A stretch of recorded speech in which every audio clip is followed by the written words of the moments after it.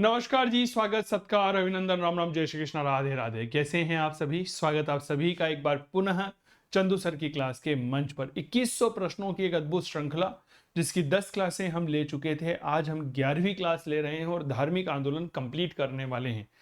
थोड़ा सा समस्याएं थी, क्लासेस रेगुलर नहीं हो पा रही थी। बेसिकली क्या हुआ, आरपीएससी ने पूरा पाठ्यक्रम बदला, नए बैचेज चल रहे थे, टॉपिक स्पेशल बैच मैंने लॉन्च किया, लाइव बैच चल रहा है तो उनमें क्लासेस होती है। लेकिन आपको पता होगा यूट्यूब चैनल पर आपको मिनट एक प्रश्न अनेक वाली सीरीज जो है वह आपको मिल रही है।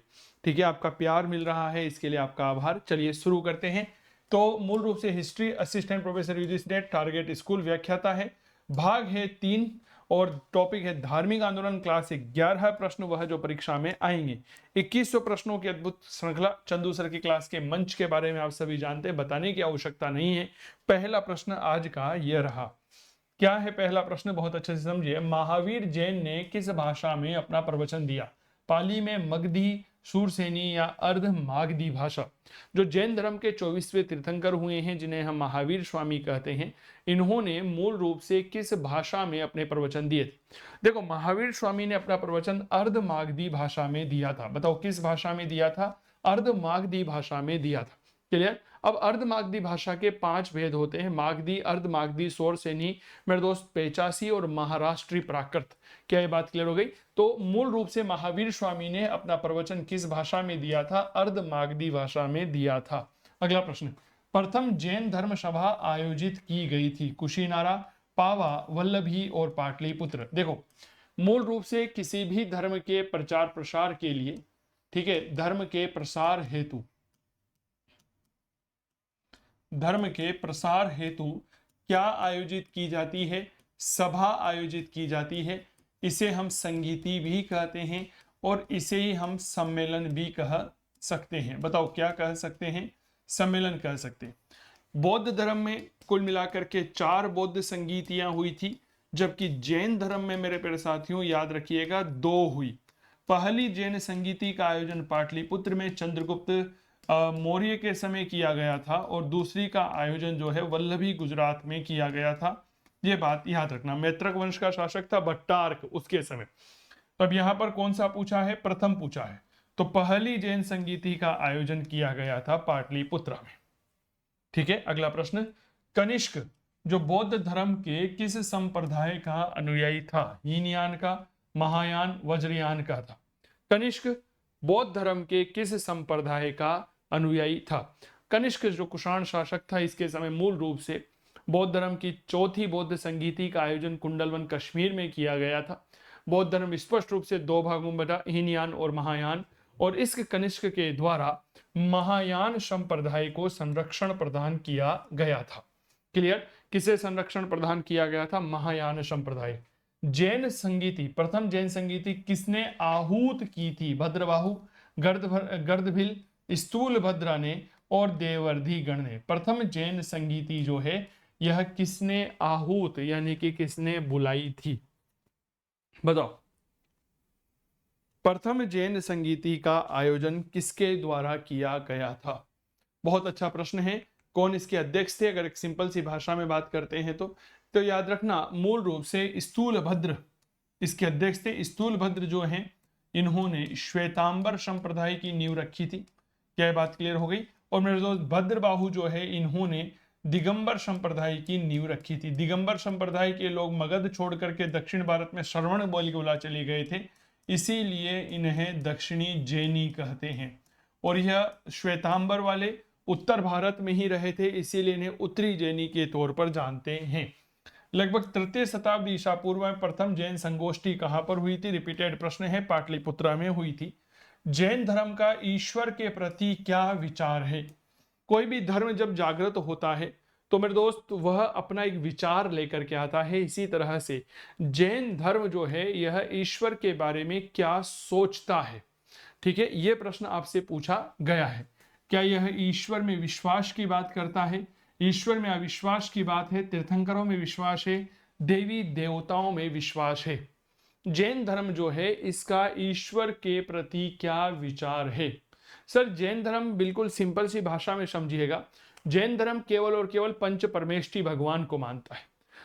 अहर्ष को मानता है, सिद्ध को मानता है, आचार्य को मानता है, उपाध्याय को मानता है, साधु को मानता है। यह ईश्वर को नहीं मानता, यह अनीश्वरवादी है।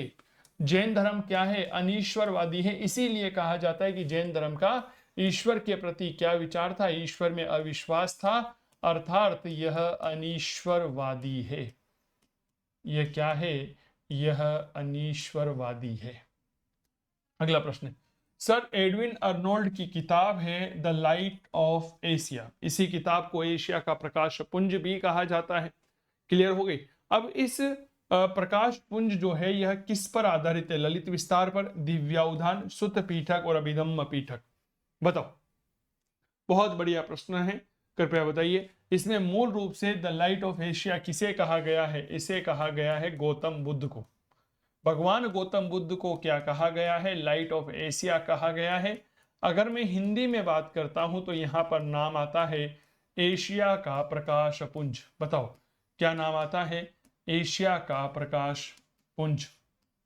यह नाम हमें यहां पर देखने को मिलता है। और यह किस पर आधारित है? यह ललित विस्तार नाम की जो किताब होती है, इस किताब पर यह आधारित है। क्या यह बात क्लियर हो गई?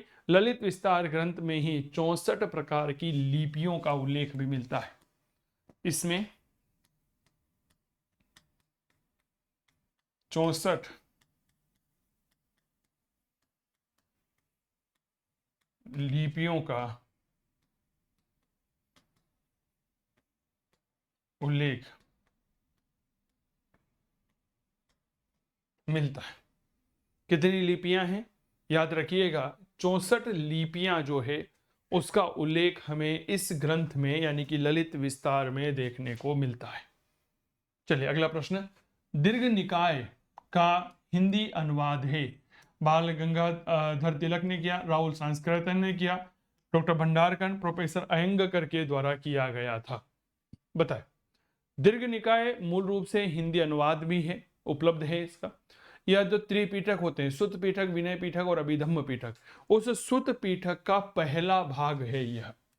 दीर्घ निकाय क्या है? तो याद रखिएगा मेरे दोस्त, सुत्त पीठक का पहला भाग है। अरे क्या है, बात क्लियर हो गई क्या? सुत्त पीठक का यह क्या है? पहला भाग है। और इसका हिंदी में अनुवाद किया था राहुल सांस्कृतायन के द्वारा। राहुल सांस्कृतायन की ही बहुत शानदार किताब जो है, इसका नाम क्या आता है पता है आप लोगों को? इसका नाम हमें देखने को मिलता है मेरी तिब्बत यात्रा। बताओ कौन सी किताब है? मेरी तिब्बत यात्रा। इन्होंने जब तिब्बत की यात्रा की तो उसका एक एक पहलू इन्होंने अपनी किताब मेरी तिब्बत यात्रा में लिखा। यह है सर वह ऐतिहासिक किताब मेरी तिब्बत यात्रा। राहुल सांस्कृतायन की है, जिनको महापंडित भी कहा जाता है। पीछे उनका फोटो भी है, बड़ी शानदार, बहुत शानदार यात्रा वृतांत है मेरी तिब्बत यात्रा।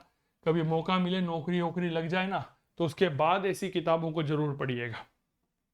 ठीक है, इन किताबों से हमें कई सारी शानदार जानकारियां प्राप्त होती है। अगला प्रश्न, बौद्ध काल में कितने गणराज्य थे? 10 थे, 15 थे, 20 थे, 5 थे? बताइए बौद्ध काल में कितने गणराज्य हमें देखने को मिलते हैं? मूल रूप से बौद्ध काल में हमें 10 गणराज्य देखने को मिलते हैं। 2015 में फर्स्ट ईयर का पेपर हुआ ना, इनमें से सवाल पूछा। इनमें कपिल वस्तु के शाक्य आते हैं, सुमसुमार गिरी के भग्ग आते हैं, अल कप के भूली है, केसपुत के कालाम है, रामग्राम के कोलिये है, पीपलीवन के मौर्य है, वैशाली के लिच्छवी है, मिथिला के विदेह है, कुशीनारा के मल है और पावा के मल है। क्या बात क्लियर हो गई? तो बौद्ध काल में मूल रूप से हमें 10 प्रकार के गणराज्य देखने को मिलते हैं। वैशाली जो है उसको विश्व का सबसे प्राचीनतम गणराज्य माना जाता है, सबसे प्राचीनतम गणतंत्र माना जाता है। और वैशाली ही बुद्ध काल का सबसे बड़ा और सर्वाधिक शक्तिशाली गणराज्य भी था। गौतम बुद्ध जो है यह कहां पैदा हुए? कपिलवस्तु में, लुम्बिनी में, सारनाथ में और इलाहाबाद में। गौतम बुद्ध कहां पैदा हुए थे? बताओ।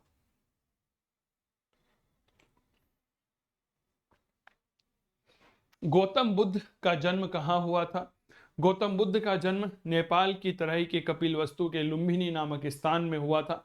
लुम्बिनी को ही वर्तमान में रुम्मिनी देई कहा जाता है। तो इसका वर्तमान नाम क्या है? तो याद रखिएगा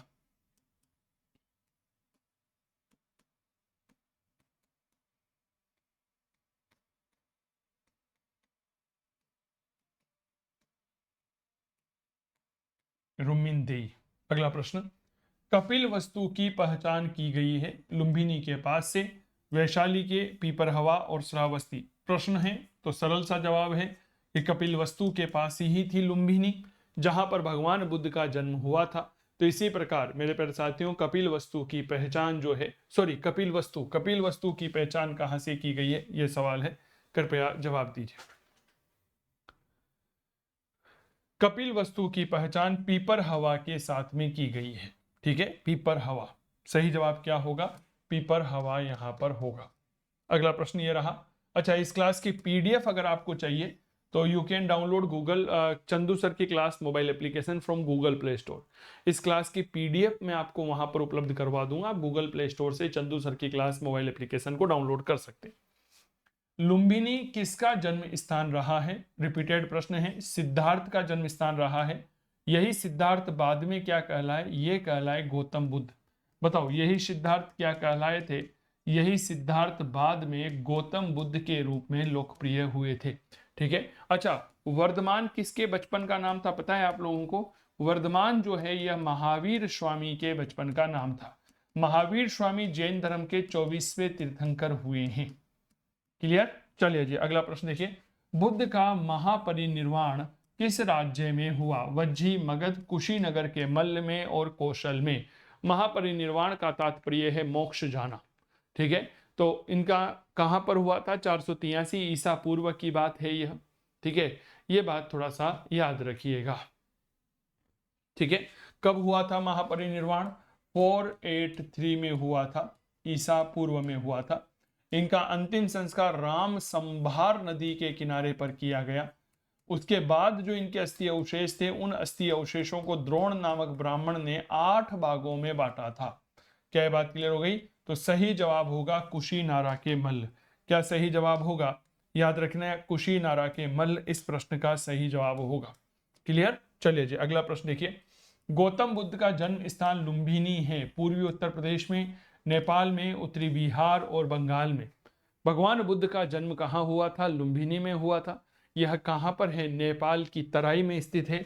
तो सही जवाब क्या होगा? नेपाल होगा। अरे क्या ये बात क्लियर? चलो जी, अगला प्रश्न देखो। गौतम बुद्ध के पिता शुद्धोधन कहाँ के राजा थे? कोलीय गणराज्य के, कपिल वस्तु के शाक्य गण, लिच्छवी गणराज्य और पावा के मल्ल।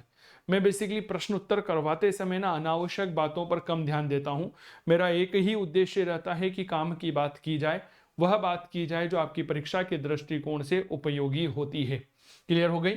तो गौतम बुद्ध के पिता शुद्धोधन जो है, यह कपिल वस्तु का जो शाक्य गण था, इस शाक्य गण के यह क्या थे? प्रधान थे। इसीलिए गौतम बुद्ध का कुल कौन सा था? याद रखिएगा, शाक्य गण था। कौन सा था? शाक्य था। यह भी याद रखिएगा। शाक्य गणतंत्र में सभा स्थल में भेंट करने का स्थान को क्या कहा जाता था? अगर आप भेंट करना चाह रहे हैं किसी के साथ में, कहीं पर मिलकर के जुड़ना चाह रहे हैं, बात करना चाह रहे हैं, तो उसे चौपाल कहा जाता था, उसे संस्थागार कहा जाता था। एक बहुत ही बढ़िया और अद्भुत सवाल, आप सभी को बहुत अच्छे से समझिएगा। भेंट करने का जो स्थान था उसे संस्थागार कहा जाता था। क्या कहा जाता था? संस्थागार। निम्नलिखित में से बुद्ध के जीवन से संबंधित कौन सी घटना वैशाख पूर्णिमा को घटित नहीं हुई थी? जन्म, ग्रह त्याग, संबोधि और महापरिनिर्वाण। वैशाख पूर्णिमा, जिसे हम बौद्ध पूर्णिमा भी कहते हैं, ठीक है, वैशाख पूर्णिमा को ही क्या कहते हैं? तो मेरे दोस्त, इसी को बुद्ध पूर्णिमा कहते हैं। इस दिन भगवान बुद्ध के जीवन से घटित 3 घटनाएं जो है वह हुई थी। सबसे पहले भगवान बुद्ध का जन्म हुआ, दूसरा उन्हें ज्ञान की प्राप्ति हुई, और तीसरा मेरे प्यारे साथियों उन्हें निर्वाण की प्राप्ति हुई थी। तो 3 घटनाएं हैं। ग्रह त्याग की घटना वैशाख पूर्णिमा के दिन नहीं हुई थी। क्लियर? अब देखो किस तरह के सवाल आते हैं ना, और यही सवाल मेरे प्यारे साथियों आपको और परीक्षा में परेशान करते हैं। क्या मैं ठीक कर रहा हूं? यही सवाल जो है आपको परीक्षा में उलझन भरी स्थिति में लेकर के आते हैं। इसलिए इन चीजों को बहुत अच्छे से समझो, चीजों को जानो, आपको पता चलेगा। बुद्ध को ज्ञान प्राप्त हुआ था बनारस, कुशीनारा, सारनाथ और गया में। बुद्ध को ज्ञान प्राप्ति की जो घटना है, यह घटना क्या कहलाती है? याद रखना, यह घटना संबोधि कहलाती है। पीपल के वृक्ष के नीचे भगवान बुद्ध बैठे हुए थे सर। कौन सा वृक्ष था? पीपल का वृक्ष था। इस पीपल के वृक्ष के नीचे भगवान बुद्ध बैठे हुए थे, यहीं पर इनको ज्ञान मिला और इसी वृक्ष को अश्वत्थामा भी कहा जाता है। क्या कहा जाता है? अश्वत्थामा कहा जाता है। और यह कहां पर मिला था? यह बोध गया में मिला था। कहाँ मिला था? बोध गया में मिला था। अच्छा, आप वो मिनट एक प्रश्न अनेक सीरीज देख रहे हो ना? बस उस मिनट एक प्रश्न अनेक सीरीज को छोड़ना मत, उसमें एक ही मिनट में कई सारे सवाल करवाए जाते हैं। एक नदी यहां पर बहा करती थी जिसे हमने निरंजना या मेरे प्यारे साथियों पुन पुन नदी के नाम से जानते थे। ठीक है। भगवान बुद्ध ने अपना प्रथम उपदेश कहाँ दिया? ऋषिपत्तनम में, बोध गया में, श्रावस्ती में और पाटलिपुत्रा में। बताएं, भगवान बुद्ध ने अपना पहला उपदेश कहां पर दिया था? बहुत बढ़िया प्रश्न है सर। भगवान बुद्ध ने अपना पहला उपदेश जो है कहां पर दिया था? तो हमने तो पढ़ा है कि सर पहला उपदेश जो है सारनाथ में दिया था। सारनाथ में 5 ब्राह्मण थे। कितने ब्राह्मण थे? 5 ब्राह्मण थे। इन 5 ब्राह्मणों को उपदेश दिया और इस घटना को धर्म चक्र प्रवर्तन कहते हैं। अरे बताओ, धर्म चक्र प्रवर्तन के नाम से जानते हैं। हमने तो ये पढ़ा है। अब ये 5 ब्राह्मण सन्यासी जो है ना, इनमें कौंडिन्य, अस्सी, अजिदम्बी, वप आदि का नाम हमें देखने को मिलता है। पाली भाषा में यह उपदेश दिया गया था। ठीक है, पर यहां पर तो सारनाथ कहीं ऑप्शन में ही नहीं है। अब जब इस तरह की परिस्थिति आती है ना, इसका मतलब आपका एग्जामिनर जो है वह आपसे एग्जैक्ट गूगल लोकेशन मांग रहा है कि भैया वास्तविकता बताओ कहां पर मिला था। तो सारनाथ में जो है एक ऋषिपत्तनम एक जगह आती है, बहुत अच्छे से समझिएगा। क्या नाम आती है? ऋषिपत्तन एक जगह आती है। इसी को मृगदाव भी कहा जाता है। क्या कहा जाता है? मृगदाव, हिरणों का जंगल। इसी जगह पर भगवान बुद्ध ने अपना पहला उपदेश जो है वह पाली भाषा में दिया था। क्या ये बात क्लियर? किस भाषा में दिया था? पाली भाषा में पहला उपदेश दिया था। अगला प्रश्न, गौतम बुद्ध ने अपना ये तो रिपीटेड सवाल है, सारनाथ में दिया था। निम्नलिखित में से किसे शाक्य मुनि के नाम से जाना जाता है? महावीर स्वामी, शंकराचार्य, गौतम बुद्ध और इनमें से कोई नहीं। एक ऐसा जो संत हैं उनमें से हम किसे एक तरह से मेरे प्यारे साथियों किस रूप में जानते हैं? शाक्य मुनि के रूप में जानते हैं। बताइए। कनिष्क के जो सिक्के हैं उस कनिष्क के सिक्कों में शाक मोनो बौद्ध लेख हमें देखने को मिलता है। कुषाण शासक हुआ कनिष्क, कुषाण शासक, और इस कुषाण शासक का नाम था कनिष्क। और इस कनिष्क ने कुछ सिक्के चलाए और इन सिक्कों में क्या देखने को मिलता है? याद रखिएगा, शाक मोनो बौद्धो देखने को मिलता है। शाक मोनो बौद्धो देखने को मिलता है, यानी कि शाक्य मुनि बुद्ध देखने को मिलता है। तो बताओ ये कौन हो गए? ये हो गए हमारे गौतम बुद्ध। क्लियर? चलो जी, अगला प्रश्न। स्कूल व्याख्याता आरपीएससी फर्स्ट ग्रेड। कई सारे विद्यार्थी कहते हैं कि सर पूरे राजस्थान में एक भी टीचर ऐसा नहीं है जो लाइव बैच चला रहा हो, नए पाठ्यक्रम के अनुसार चल रहा हो, पूरी तरह से अपडेटेड हो। मैंने कहा मैं चलाता हूं। तो सर यह स्कूल व्याख्याता का एकमात्र ऐसा बैच है जो पूरी तरह से नए पाठ्यक्रम पर आधारित है। कंप्लीट लाइव बैच है जयपुर से। इतिहास और कला संस्कृति पेपर 1 पेपर 2 दोनों के करवाऊंगा। पेपर 2 में 280 नंबर का इतिहास है, पेपर फर्स्ट में 30 नंबर का है। कुल मिलाकर 310 अंकों का जो इतिहास है वह आपको मिलने वाला है। गूगल प्ले स्टोर से चंदू सर की क्लास मोबाइल एप्लीकेशन डाउनलोड कर लीजिए। पूरी तरह से अपडेटेड कोर्स है। टारगेट रहेगा फरवरी मार्च अंतिम या अप्रैल के पहले सप्ताह तक आपका बैच पूरा करने का। ठीक है, चलिए जी, अगला प्रश्न। बौद्ध धर्म को स्वीकार करने वाली पहली महिला कौन थी? यशोधरा, महामाया, बिंबा और गौतमी। बौद्ध धर्म को स्वीकार करने वाली पहली महिला। भगवान बुद्ध ने अपने प्रिय शिष्य आनंद के कहने पर वैशाली में महिलाओं को संघ में प्रवेश की अनुमति दी, लेकिन महात्मा बुद्ध इसके पक्षधर नहीं थे। वह नहीं चाहते थे कि महिलाओं को संघ में प्रवेश दिया जाए, लेकिन आनंद कह रहा था कि दो दो दो दो दो। अब भाई मना भी कैसे करें, मना भी कैसे कर सकते। तो उन्होंने कहा ठीक है साहब, अनुमति दे रहे हैं, तो अनुमति दे दी। अब अनुमति दे दी तो मेरे दोस्त यहाँ पर बहुत बड़ा मामला यह आया, भगवान बुद्ध ने कहा कि आज से ठीक 500 वर्षों के बाद बौद्ध धर्म जो है वह इस संसार से विदा हो जाएगा। और इसमें पहला जो महिला थी वह प्रजापति गौतमी हुआ करती। कहां पर अनुमति दी थी? वैशाली में दी थी। बताइए किसके कहने पर दी थी? तो मेरे दोस्त याद रखिएगा जी, आनंद के कहने पर दी थी। बौद्ध भिक्षुणी संघ में सर्वप्रथम किसे प्रवेश मिला था? रिपीटेड प्रश्न है। महाप्रजापति गौतमी को पहला प्रवेश मिला था। निम्नलिखित में से किस स्थान की यात्रा बुद्ध ने नहीं की थी? ये यूपीएससी में रिपीटेड सवाल है। वैशाली, कपिलवस्तु, कौशाम्बी और उज्जैनी, रिपीटेड सवाल है। यूपीएससी ने 2014 में यह सवाल पूछा, यूपीएससी ने 2015 में यह सवाल पूछा, बैक टू बैक 2 बार यह सवाल आया। ठीक है, बैक टू बैक यह सवाल 2 बार आया। इसके अलावा फिर पीजीटी की परीक्षा हुई, कब हुई? 2013 में।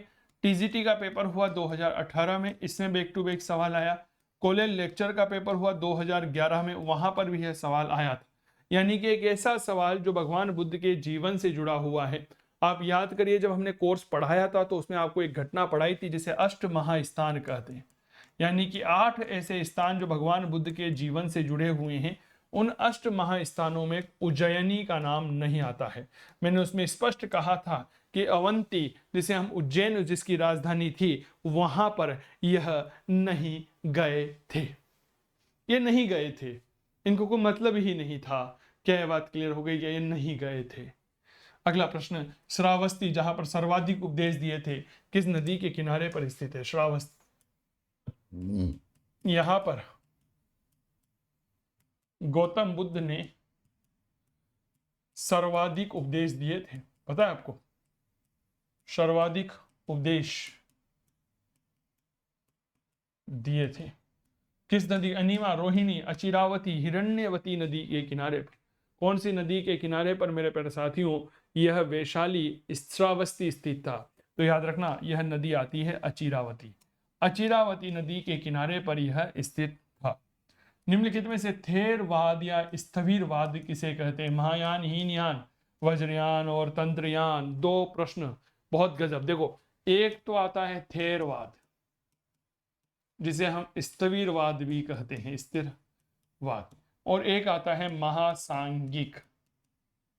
सर महासांगिक जो है ना, ये तो आपके महायान धर्म को कहा जाता है, और स्थविरवाद जो है यह आपके हीनयान को कहा जाता है।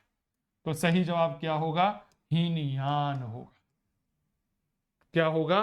हीनयान होगा।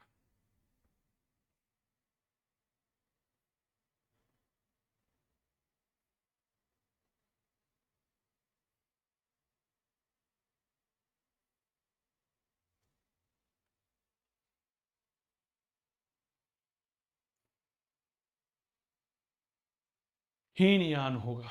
ठीक है, अच्छा लगता है ना चंदू सर की क्लास के मंच पर इस तरह के रोचक प्रश्न आपके लिए, है ना?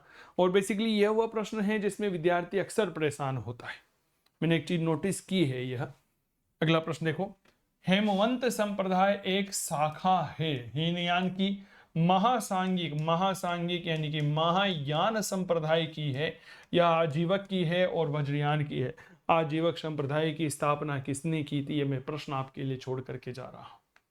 आप कमेंट करके मुझे ये बताइएगा कि आजीवक संप्रदाय की स्थापना किसके द्वारा की गई थी। सर ज्यादा से ज्यादा विद्यार्थी जो है वह इसमें जुड़ेंगे, ज्यादा से ज्यादा विद्यार्थी जो है वह इसमें जुड़ेंगे।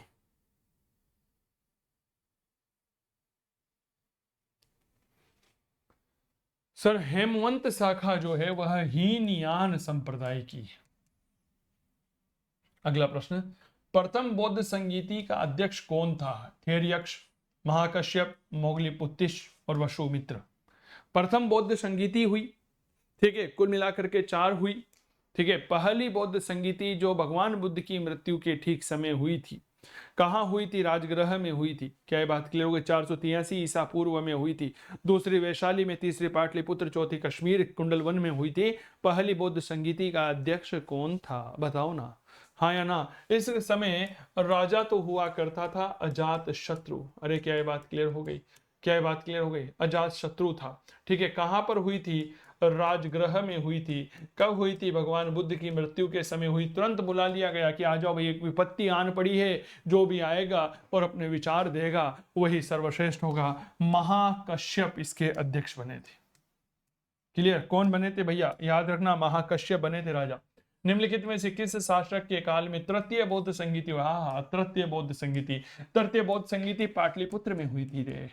कहाँ हुई थी? पाटलिपुत्र में हुई। कब हुई? 251 ईसा पूर्व में हुई थी। अध्यक्ष कौन थे? अध्यक्ष आते हैं मेरे प्यारे साथियों, याद रखिएगा, मोगली पुत्र तिस।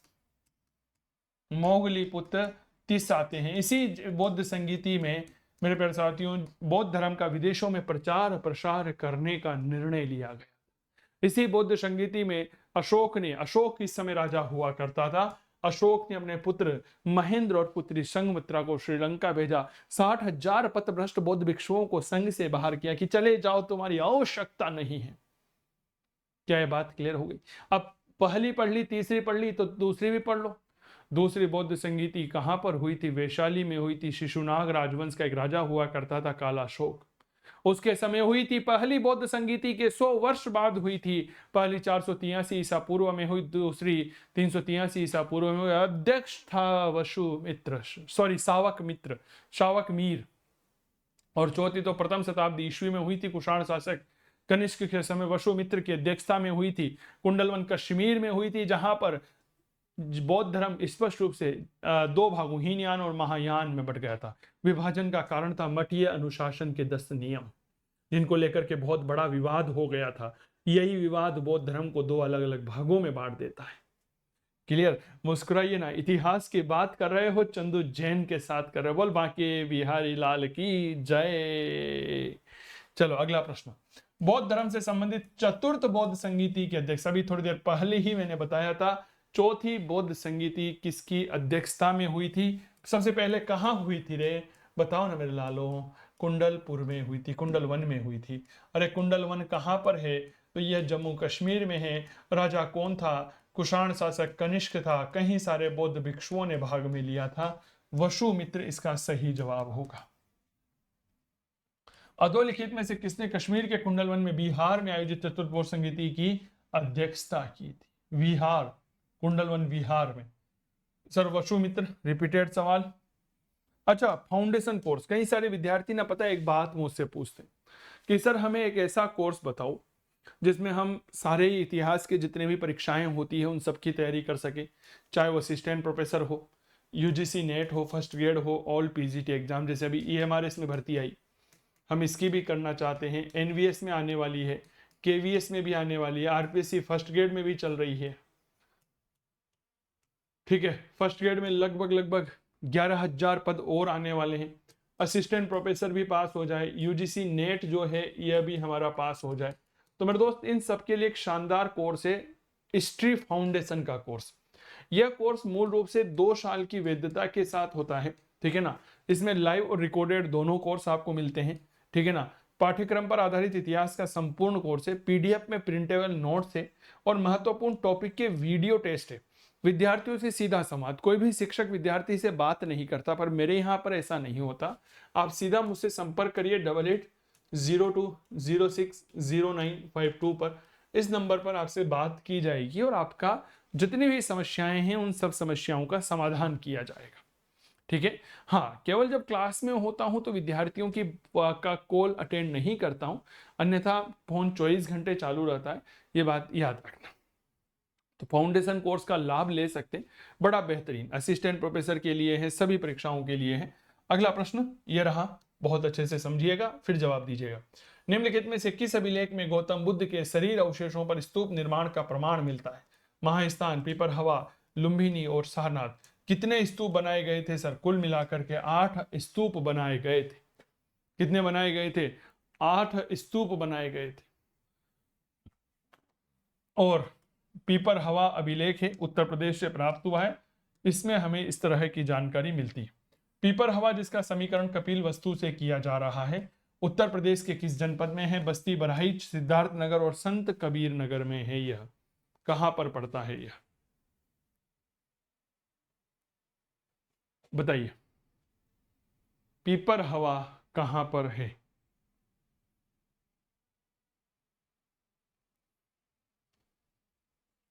सर याद रखना, पीपर हवा जो है यह यूपी के सिद्धार्थनगर में है। ठीक है, अगला प्रश्न, वह कौन सा ग्रंथ है जिसमें बुद्ध के कुशीनगर के अंतिम यात्रा का वर्णन है? महापरिनिर्वाण सूत्र, जातक कथाएं, ललित विस्तार और बुद्ध चरित्र।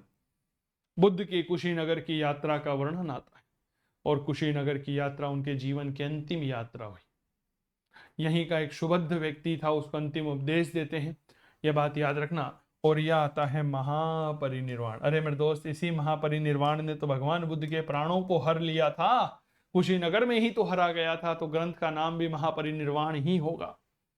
क्या ये बात क्लियर? चलो जी, अगला प्रश्न, बुद्ध का महापरिनिर्वाण मगध के किस शासक काल की घटना है? बिंबिसार, अजातशत्रु, उदयन और अनिरुद्ध। मगध में इस समय हर्यक वंश का शासन हुआ करता था। हर्यक वंश को भारत का पितृहंता वंश भी कहा जाता है, क्योंकि एक शासक ने अपने बेटे ने बेटे ने अपने पिता की हत्या करके राज्य को प्राप्त किया था। और इस समय राजा कौन था? अजातशत्रु था। इसी अजातशत्रु के समय महावीर स्वामी, इसी अजातशत्रु के समय कौन मेरे प्यारे साथियों? भगवान बुद्ध। और इसी अजातशत्रु के समय मंखली पुत्र घोषाल, इन्होंने निर्वाण को प्राप्त किया था।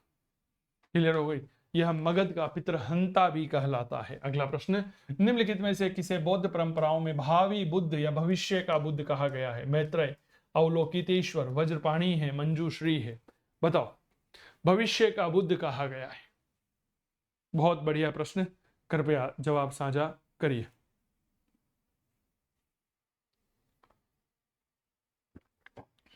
सर, भविष्य के बुद्ध के रूप में हम भगवान मैत्रेय को याद करते हैं। अगला प्रश्न, भगवान बुद्ध के द्वारा बताए गए मध्यम मार्ग का क्या अभिप्राय है? दुख और सुख के बीच का मार्ग, आत्मा परमात्मा के बीच का मार्ग, स्वर्ग प्राप्ति का मार्ग, न अधिक काम भोग और न अधिक काया क्लेश। बताओ, मध्यम मार्ग का क्या अभिप्राय है? भगवान बुद्ध ने एक मध्यम मार्ग बताया, जबकि जैन धर्म तो कठोर मार्ग की बात करता है कि साहब कठोर तप करो, कठोर तपस्या करो। इन्होंने मध्यम मार्ग बताया। ठीक है ना? मध्यम मार्ग में ना तो कोई बहुत ज्यादा काम भोग की लालसा रखनी है आपको, ठीक है, और ना कोई बहुत ज्यादा काया क्लेश, यानी कि जो जितना है ना उतने में संतुष्ट होने की आदत डालिए, जीवन बहुत आराम से कटेगा सर, बहुत आराम से जीवन कटेगा। क्या ये बात क्लियर हो गई? ठीक है, तो ये चीजें थोड़ा सा आपको पता होना चाहिए। अगला प्रश्न, बौद्ध धर्म के अंतर्गत माध्यमिक दर्शन के प्रतिपादक थे? नागार्जुन, अश्वघोष, उपगुप्त और धर्म कीर्ति। माध्यमिक दर्शन के प्रतिपादक, सर माध्यमिक दर्शन के प्रतिपादक नागार्जुन को माना जाता है। ठीक है, अगला प्रश्न, क्या बात है भैया, पहले ही साल में परिणाम आए हैं जोरदार। मैंने 4 दिसंबर 2024 को चंदू सर की क्लास की नींव रखी थी, यूजीसी नेट का बैच पढ़ाया और ऑल ओवर इंडिया 24वीं रैंक अरविंद नागर ने प्राप्त की यूजीसी नेट में। ठीक है, हमारे सितारे हैं यह। इसके अलावा कई सारे ऐसे विद्यार्थी जिन्होंने यूजीसी नेट, पीएचडी और नेट, आईजीआरएफ आदि एग्जाम में सफलता प्राप्त की, केवल 1 साल के अंदर। जून 2025 का परिणाम है। अगला नाम आपका हो सकता है, गूगल प्ले स्टोर से आप डाउनलोड करिए चंदू सर की क्लास मोबाइल एप्लीकेशन। वहां पर इतिहास विषय के 15 से ज्यादा कोर्स उपलब्ध हैं। ठीक है, आप उन कोर्स का लाभ उठा सकते हैं और अपने सपनों को साकार कर सकते हैं। इतिहास की बात करिए चंदू जैन के साथ। बाकी स्वस्थ रहें, मस्त रहें, तंदुरुस्त रहें और करते रहें इतिहास की बात चंदू जैन के साथ। कल फिर मुलाकात करूंगा अगली क्लास में, और मिनट एक प्रश्न अनेक सीरीज को देखना मत भूलिएगा। जय हिंद, जय भारत, नमस्कार, शुभरात्रि। फिर मुलाकात करते हैं। क्लास कैसी लगी कमेंट करके जरूर बताइएगा, और एक प्रश्न जो मैंने पूछा है, आजीवक संप्रदाय का संस्थापक कौन था, उसका जवाब जरूर दीजिएगा। नमस्कार, बहुत बहुत धन्यवाद। मुस्कुराइए, आप चंदू जैन के साथ इतिहास पढ़ रहे थे।